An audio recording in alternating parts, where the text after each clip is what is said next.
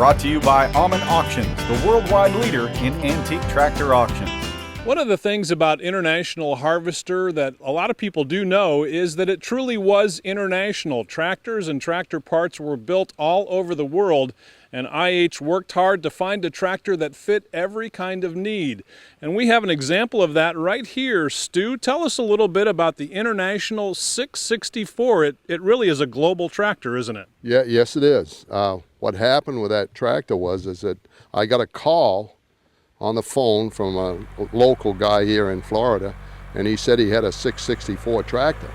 I'd never heard of a 664, so I run for the books and went through all the international catalogs and everything. I couldn't find anything about it, and I called the guy back and I says, "You sure the number's right?" And he said, "Yes, I'm sure it's right." So he says, "I'll bring it down so you can see it." So he brought it down to the dealership here, and we went out, and sure enough, it was a 664. So I went back through the books and I found a little one-line blurb about the 664 was a stopgap tractor that they had built. The engine and everything was built over in Nice, Germany, at the plant in Nice, and then the rest of it came from the plant in Great Britain, Devonshire plant, and they palletized that, put it on a pallet, and bundled it up and sent it over to the Farmall plant at Louisville, and they reassembled them there. And they made those things in 72 and 73, and I think there was 1,323 of them or something got made. But they were pretty rare, so they put that one together and brought it over to the States, and they sold them here in Florida. I know they went to all the orange groves. It was really an orange grove tractor. And I was lucky to find it, and I couldn't find anything out about it except in that book, that little blurb. So it was built, the engine in Germany.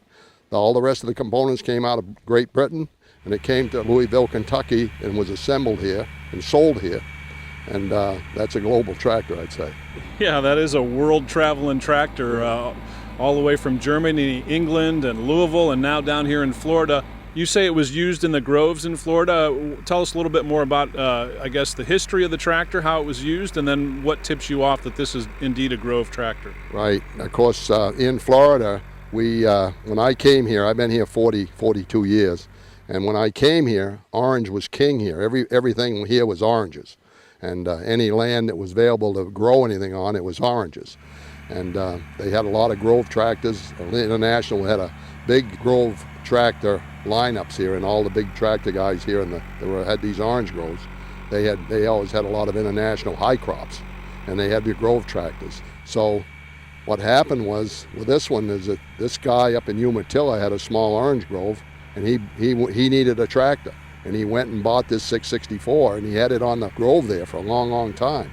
And of course, what they normally had was they had the turf tires on the rear, and it was low to the ground, and all they ever did with these was to drag a disc around the orange trees so they could disc around them so they wouldn't grow grass and stuff around the trees. And then the other thing that they used it with is to spray. They sprayed around with them, and that's what they used them for.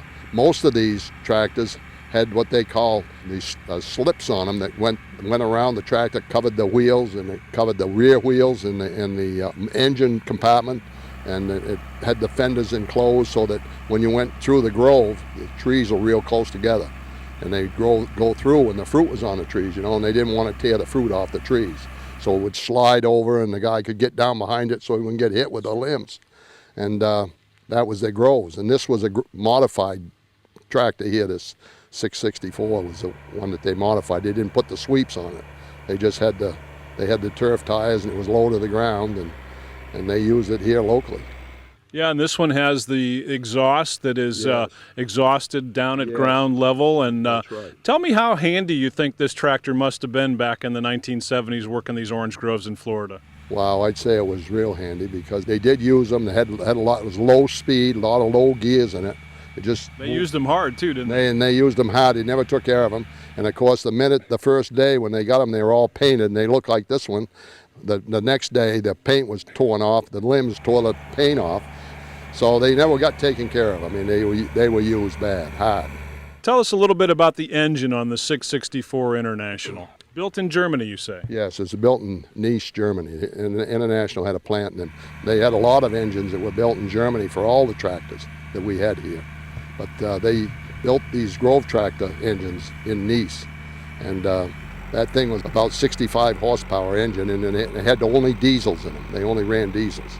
You have row upon row of Farmall tractors here at your museum in Leesburg, Florida. Does this one stand out? Do people get kind of curious about the 664? Yes, I've had people come and say they'd seen them, and then I've had lots of people come and said they never even seen that tractor before. Lots of people have never seen it. And the more the people that seen it had been in Florida, or they'd been in the Grove country where they were using them, apples and oranges. Finding something new at Stu Paquette's Farmall Museum here in Leesburg, Florida. You'll get all kinds of Farmall and international history right here.